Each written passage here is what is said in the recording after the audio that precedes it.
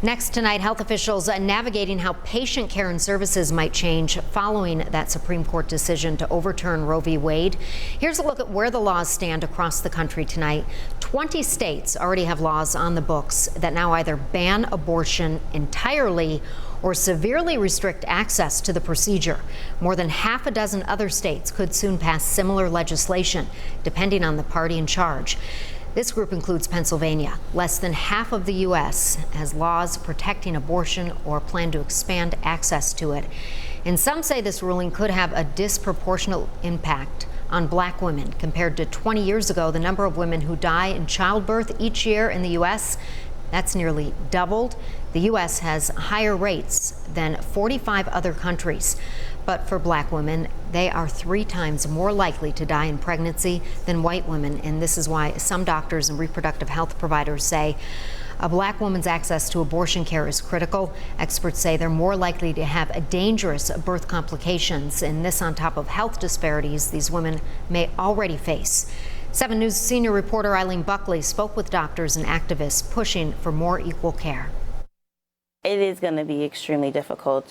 Black women, brown women are already behind the 8 ball. Alexia Harrod knows what it's like to be a pregnant woman of color. She is the mother of 3 children, ages 7, 4, and 1. Harrod is also the vice president and co-founder of Melanated Moms, an organization supporting women of color, whether they are on a journey to motherhood or not. If they wanted to go and get an abortion, or if they don't want to go and get an abortion, we would be able to provide that support that family knit unit for them. What is your message to those Supreme Court justices? My message to the Supreme Court would be, mind your own bodies. Let a woman make her own choice. There are some women that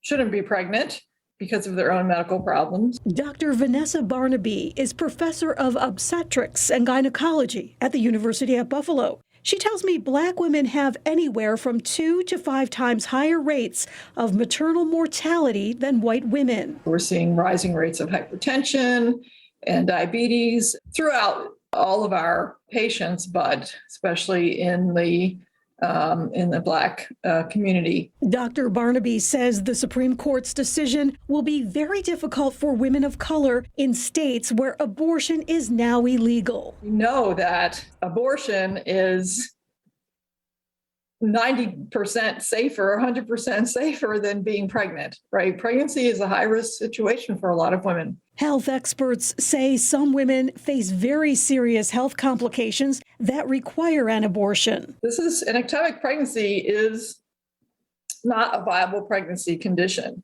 and it is a potentially life-threatening situation. Social economic factors can also complicate a pregnancy. It could just be they might not be able to afford it. Having children is very expensive. With the price of gas, the price of housing, trying to bring in another person into the world in these times could be extremely difficult and extremely scary for some women. Eileen Buckley, 7 News.